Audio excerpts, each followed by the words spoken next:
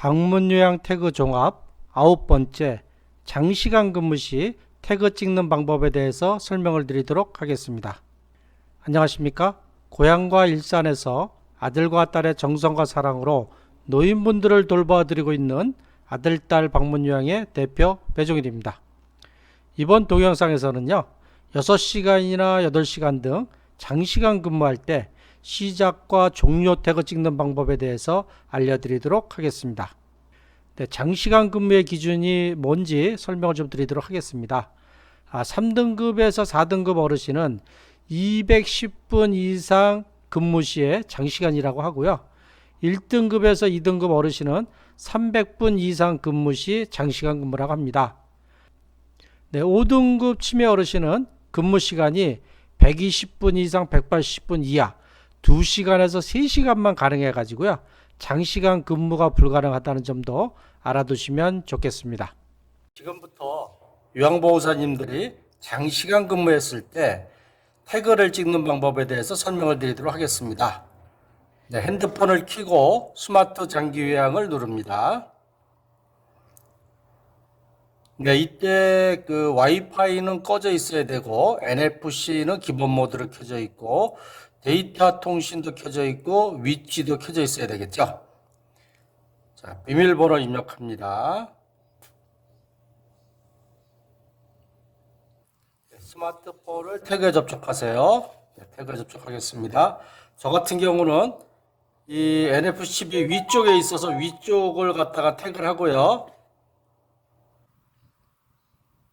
네, 핸드폰에 따라서는 이렇게 위쪽에서 태그가 되는 분도 있고 중간에서 되는 분도 있고 밑에서 되는 분도 있습니다. 본인이 태그가 잘 찍히는 위에서 하는 분은 항상 위에서 찍히니까 위에다 대시고 중간은 중간에 대시고 밑에는 밑에 대시면 되겠습니다. 자, 급여의 종류 선택하겠습니다. 방문 요양 선택을 하고요. 요양요원과 수급자가 2개 이상의 동일하게 속해 있습니다. 제가 선택하시면 지금 수급자가 해당하는 제가요양기관을 선택해서 확인을 누르시면 되겠습니다. 그리고 홍길동님의 방문요양 서비스를 시작합니다. 2023년 8월 27일 07시 57분 11초. 자, 이 시작 시간을 기억을 해야 되겠죠. 그대로 장시간이니까 6시간이나 8시간 뒤가 몇 시인지를 미리 알고 가능하다면 알람 설정을 해 놓으시면 더 좋겠습니다. 네, 이걸 확인하고 네, 시작 시간을 확인하고 확인을 누릅니다. 홍길동님의 방문 요양 서비스 시작이 승인되었습니다. 네, 시작은 종료가 됐습니다. 그 어르신한테 장시간 서비스를 제공하고요. 자, 8시간을 제공했다고 가정하고 말씀을 드릴게요. 아까 7시 57분이었으니까 8시에 시작했다고 가정하고 8시면은 오후 16시가 넘어서 16시 1분이나 2분에 종료 태그를 찍도록 하겠습니다. 자, 종료할 때도 역시 스마트 장기요양을 누르시고요. 네, 비밀번호 누릅니다. 스마트폰을 태그에 접촉하겠습니다. NFC 인식에 성공했습니다. 이렇게 계약된 서비스가 전가되지 않았습니다. 그래도 종료할까요? 라고 나오면은요. 혹시 이 종료 예정 시간을 보시고 8시간이면 8시간이 혹시라도 경과가 안 됐으면 다시 취소하고 하시면 되고요. 저는 지금 테스트를 하는 거기 때문에 저는 여기서 그냥 종료할까요를 확인하고 나서 그 다음 단계로 넘어가도록 하겠습니다. 네, 이렇게 이제 종료 태그 찍는 화면이 나오죠. 자, 홍길동 어르신이하고 남은 시간 188분은 이 시작 시간과 종료 시간을 자동적으로 전산이 시간을 계산해 주는 겁니다. 저는 지금 남은 시간을 480분이라고 제가 가정을 하고 설명을 드리도록 하겠습니다. 일반적으로 180분 정도 서비스를 제공할 때는 이 신체활동 지원에 체크 확인을 하고 신체활동 지원에 약 90분 이상을 하고 그 다음 서비스 공의로 가서 정서 지원에 약 30분 그리고 가사 및 일상생활 지원에 약 60분 정도를 하면 그러면 남은 시간이 0분이 돼서 다 되는데요. 480분 정도를 제공하게 되면 시간 계산이 잘 안 되시죠? 이럴 때는요, 제가 보기에는 자, 서비스 공의를 하지 마시고 신체활동 지원을 하지 마시고 서비스 공의를 먼저 하시는 것이 더 좋을 것 같아요. 서비스 공의를 누르고 먼저 해도 상관이 없습니다. 서비스 공의를 누르고 자, 정서지원을 입력을 하는데 정서지원은 기준이 어떻게 됩니까?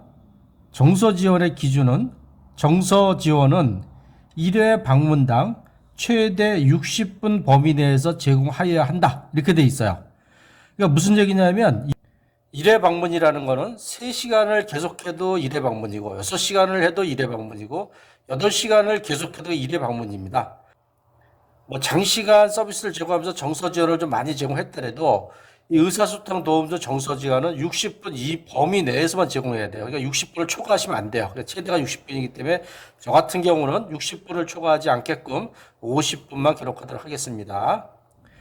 자, 그리고 가사 및 일상생활 지원, 식사 준비 및 청소, 주변 세탁 등 하셨죠?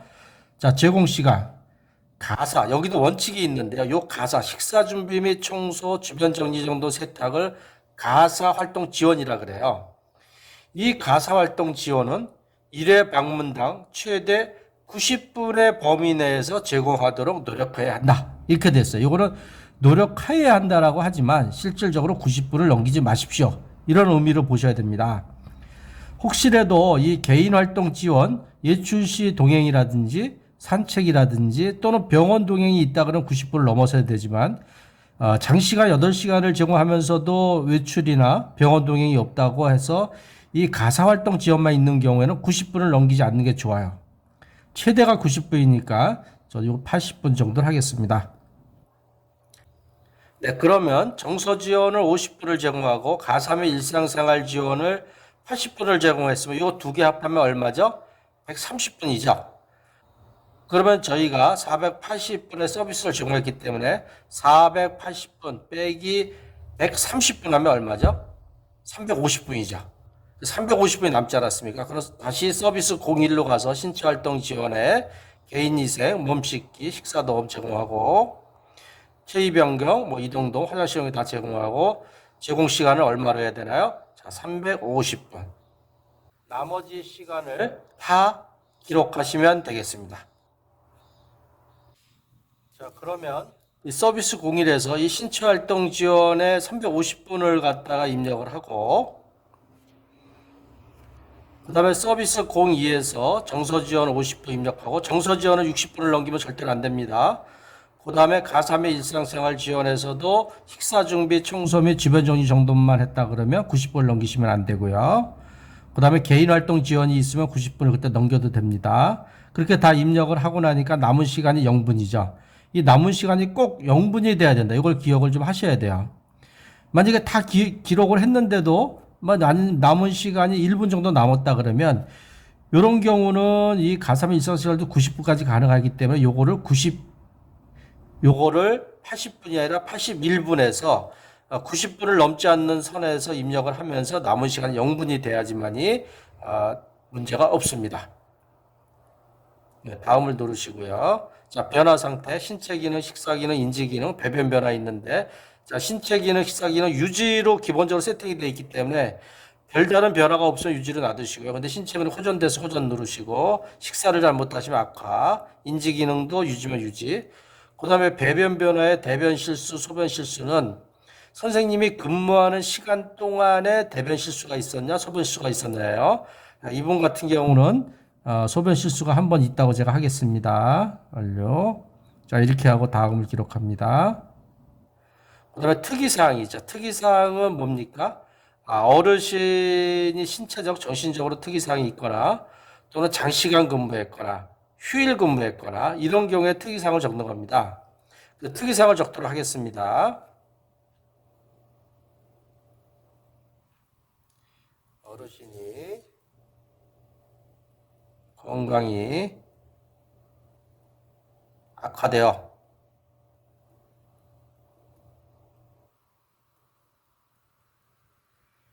보호자 요청으로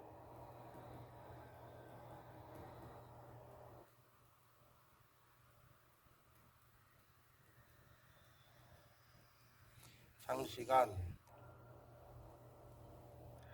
근무 시간도 적어줬습니다. 480분 근무했죠. 만약에 483분에서 483분이라고 적어도 돼요. 제가 요거는 480분이라고 할게요. 480분 서비스를 제공하라.